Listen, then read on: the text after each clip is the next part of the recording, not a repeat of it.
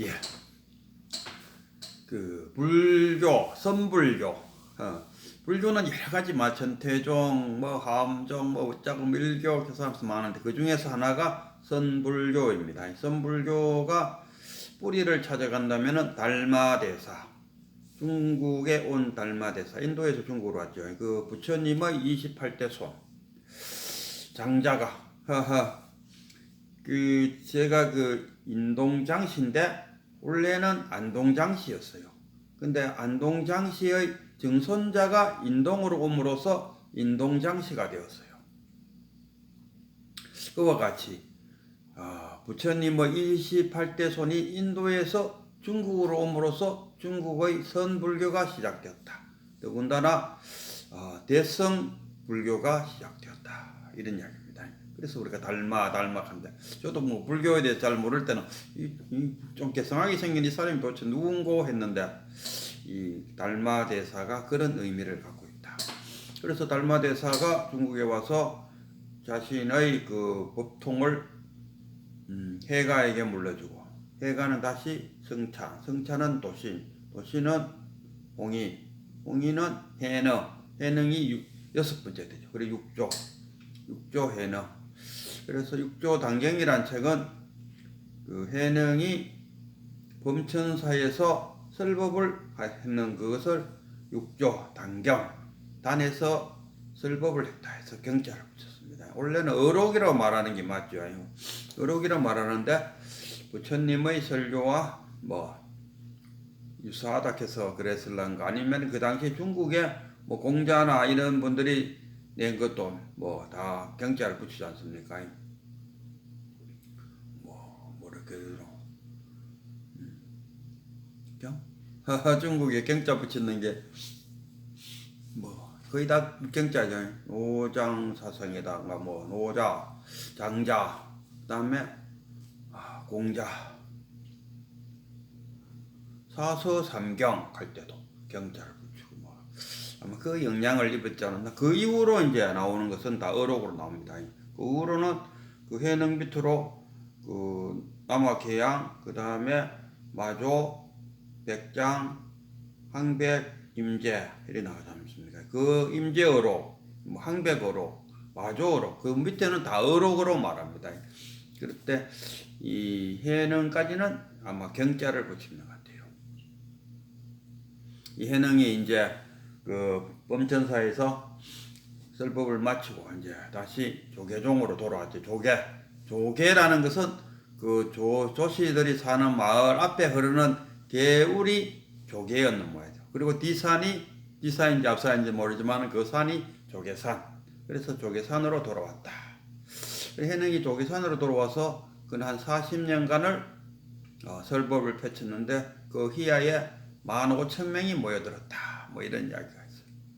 그리고 이제 이 해능 밑에 많은 제자들, 도사들매도 50명이 넘는다 하니까 다 일일이 말하기 어려운데 그 중에 하택신해라는 제자가 있었어요. 이 하택신해가 사미로 있을 때, 사미로 있다는 것은 20살 이하짜리를 우리가 사미라 그러잖아요. 그리고 어느 날 해능이 자기 제자들을 쭉 놔놓고 연설을 했어요. 이것은 어디서 온 것도 아니고, 누가 준 것도 아니고, 그렇다고 해서 어디 가는 것도 아니고, 그렇다고 모르는 것도 없어. 훤하게 다 알아. 작용할 때만이 나타나는. 도대체 이놈은 이름도 없고 모양도 없어. 이것을 무엇이라고 하는고 하니까 아무 사람들 대답하지 않을 때 하택신해가 그때 사미로 있으면서 한마디 한다니까. 그것은 불성입니다. 불성입니다. 이렇게 딱 하니까. 우리식으로 말하면 참나입니다. 이런 되겠습니까? 그것은 참나입니다. 이러니까.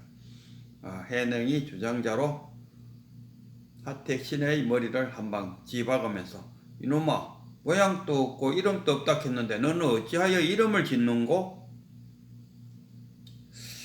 아마 그때 벌써 하택신에는 그걸 참나를 보았는 것 같아요. 깨달음을 얻었다, 견성했다, 이렇게 표현할 수 있겠죠.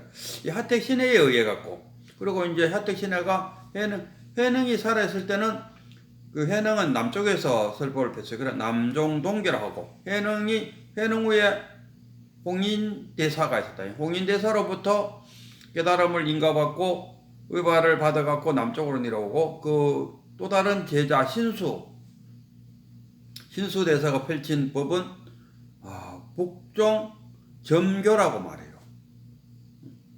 우리가 도노 돈수 도노 점수 점오 점수 이렇게 했는데 돈점을 이야기하는데 아마 이 누가 그러나 그러면 하택 신해가 그래갖고 이제 그 해능이 열반에 들고 하택 신해가 이제 북경으로 올라갔어요. 북경 올라가서 누가 정통이냐? 그러니까 홍인대사가 5조지 않습니까?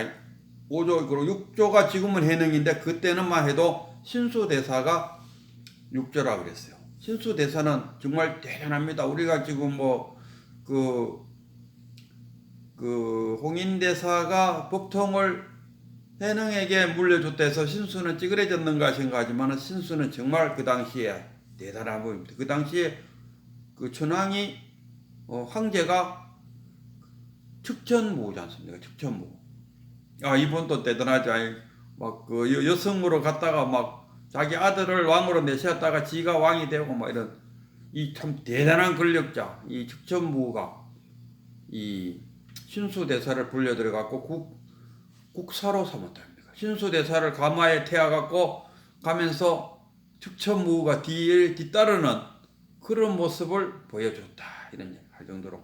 그리고 신수대사가 그 당시에 중국 전체에 이 선불교를 확 번지게 한 장본입니다. 그래서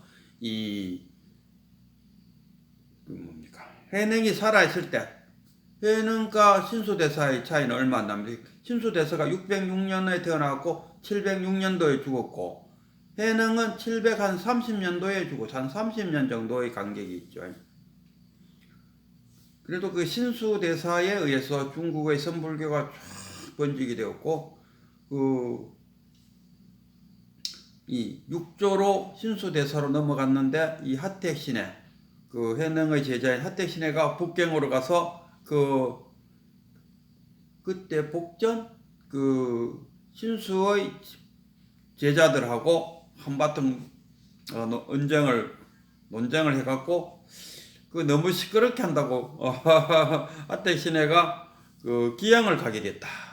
그래 또 이제 하택신해도 열반에 들고 그 밑에 제자가 한 780년도에 이 6조 단경을 만들어낸 것 같아요.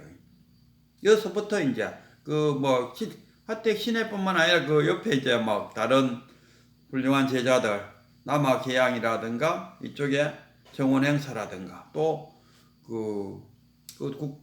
국사가 하나 났죠. 갑자기 생각하면 해능 밑에 그야말로 기러산 같은 제자들이 쫙 나니까 결국 6조가 해능 쪽으로 넘어오게 되었다 이런 이야기입니다. 신수도 참 대단한 신수가 100살까지 살았어요. 90살에 축천무의 국사가 되어갖고 한번 생각해 보세요. 신수대사는 그 가마를 타고 앞에 가고 뒤에 측천무가 걸어서 뒤따라가는 그 모습을 한번 생각해. 이 측천무가 얼마나 이 신수대사를 귀하게 여겼으면 그런 모습이 나오겠습니까? 아주 대우를 받았는 대사가 이 신수대사. 그러나 신수대사의 신수대사 당사자는 그런 대우를 받았는데 그 밑에 제자가 없음으로써 맥이 끊겼어요. 반면에 해능은 그 당시에 저 밑에 홍콩 그쯤에 그 오랑캐들이 사는 그 지역에서 40년간을 살면서 한번 측천무도 한번 오락했는 것 같아요. 그런데 안 간다 그래서요. 안 간다 가니까 아마 놔둬버렸는 것 같아요. 거기서 40년을 살면서 자신의 그 남종 동교를 펼쳤어요. 그러니까 동교와 점교 그렇게 이제 하는데 이 당경에 이런 이야기가 있어요. 법에는 돈점이 없다. 다만 사람이 그 근기가 높은 사람이 있고 낮은 사람이 있고 또 빨리 깨치는 사람이 있고 늦게 깨치는 사람이 있어갖고 돈점이 있을 뿐이지 어찌 불법에 돈점이 있겠느냐 이렇게 표현했어요. 그 불법에는 돈점이 없고 그 친구 따라 큰 스님 불법 들으러 갔다가 친구는 못 깨치고 있는데 그 따라갔던 사람이 더 깨치는 경우도 있다 아닙니까? 이 사람의 근기에 따라서 돈점을 논할 뿐이지 뭐 옛날에 그 해인사 성철 스님하고 저 송강사 패거리들하고 돈점을 갖고 한바탕 뭐 언쟁을 벌였다 하는데 그 딱 깨치지 못한 자들이 어리석고 망상에서 나온 어리석입니다.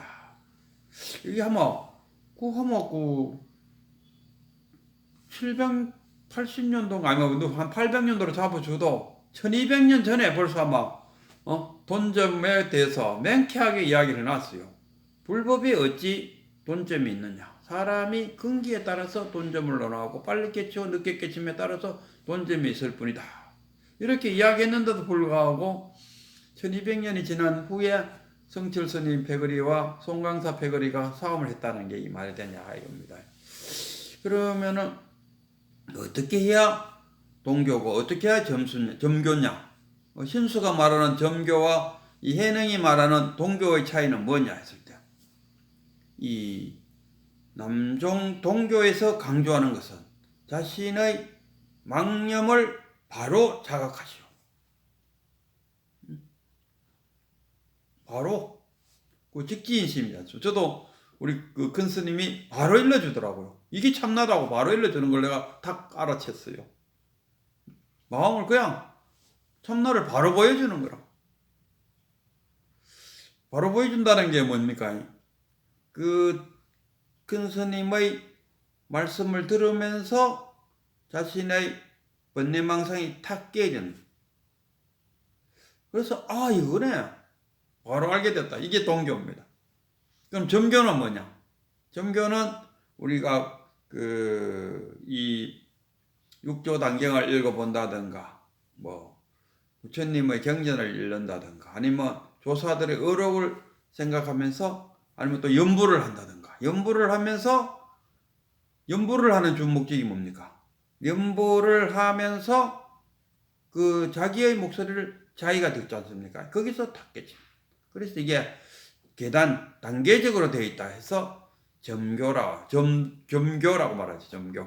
그러나 이 해능이 말하는 그 돈교는 돈수 또는 뭐 돈호 점수. 돈호는 단방에 탁 깨치는데 점수와 돈수를 했을 때 이거는 계단을 밟아서 깨치고 그야말로 죽는 그날까지 깨치면서 사는 게 우리의 인생사인데 어떻게 갑자기 한 방에 돈수가 되느냐. 이거는 조금 생각해 볼 문제다. 항상 점수 죽는 그날까지 닦고 깨치고 깨달아 간다니까. 우리가 깨달음하고 견성하고 우리가 그냥 구별 없이 잘 표현하는데 엄격하게 따지고 보면 견성은 뭐냐? 견불성입니다. 견불성. 불성을 견자는 뭡니까? 우리가 본다라고 표현하는데 이 견자는 깨닫는다네. 깨뚫어본다. 깨뚫어본다. 깨닫는다. 깨뚫어본다. 깨뚫어보는 게 어떠냐? 처음과 끝을 한 방에 다 본다. 이게 깨뚫어보는. 견성, 견불성,